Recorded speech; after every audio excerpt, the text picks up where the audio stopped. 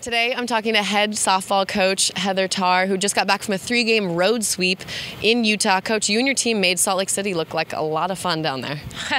We try to make every place we play a lot of fun. It was an exciting weekend for us. We knew, our objective there was to take care of business and play our game ultimately, but we knew there's some eyes watching us from the NCAA, and, any potential lack of focus or slip might have put our seeding in jeopardy. So that was our mission.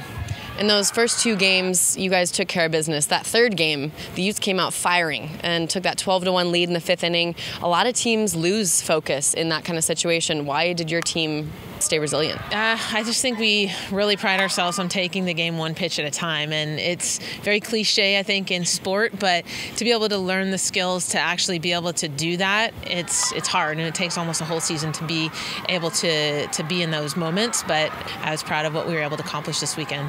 Yeah, absolutely. And I want to know what the dugout was like during that comeback, those last few innings. Yeah, our dugout is kind of like our 6th man. I mean, they're becoming this awesome thing that understands what to do and what to say, and just the language that's coming out of our dugout and our competitive language, I think I'm pretty happy about and proud of, and it's something that we're going to rely on down. Yeah, they all seem to echo that "leave no doubt" motto that you guys have kind of put your season around. Talk about that a little bit. Leave no doubt started at the end of last year when we thought we left some doubt. And, you get seeded against a team like Alabama in Super Regionals. It's very difficult to go down there and beat them. So this year our mission was to leave no doubt. And so the summer training that all of our women went through and did and dedicated, and on into the rest of the season, November and December, and then the opportunities that we had to play the teams that we got to play pre-conference, that was a big mission of our team, to leave no doubt. Yeah, you talk about that schedule, and I think the NCAA tournament committee clearly took that into account. Talk about your reaction figuring out that you were going to be a 6th seed and host not only regionals but super regionals as well.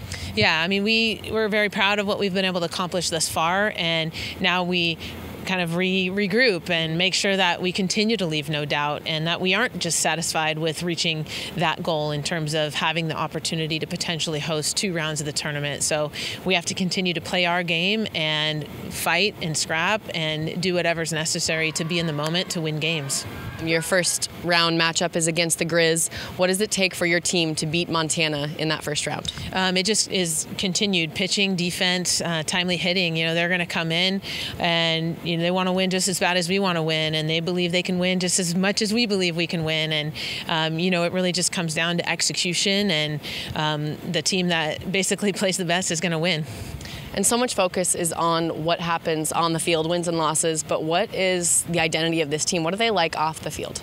This team is probably one of the most fun teams that we've ever had here, and not take away from the other awesome teams that we've had, because this team has definitely been taught lessons from teams in the past, and we've read books about the other teams, and we've watched videos from like vintage Husky softball teams, and they're a bunch of characters, and from Ali Aguilar coming out of her shell this year, to Casey Stengel kind of being the voice of the team, to Taylor Van Zee kind of being the spiritual leader, to Taryn Alvello and Morgan Flores coming into their own as sophomores, and our bench kind of getting a personality. It's a fun team to watch, and I hope we get to play for as long as possible.